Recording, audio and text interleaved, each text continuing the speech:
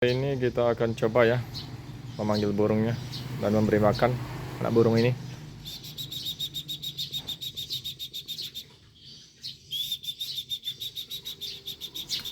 Ini sudah datang burungnya, sudah mulai jinak dia. Ya, pergi lagi dia.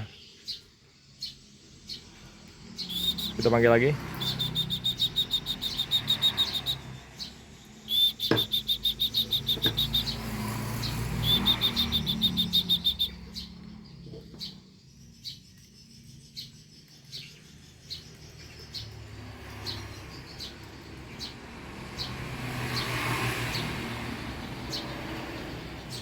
Masih sedikit ragu-ragu ya dia burungnya.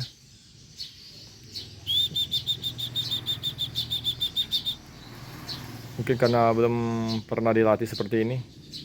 Ini pertama kali ya kita latih seperti ini. Biasanya masih didekatkan makanannya. Ini kita agak jauh kita panggil.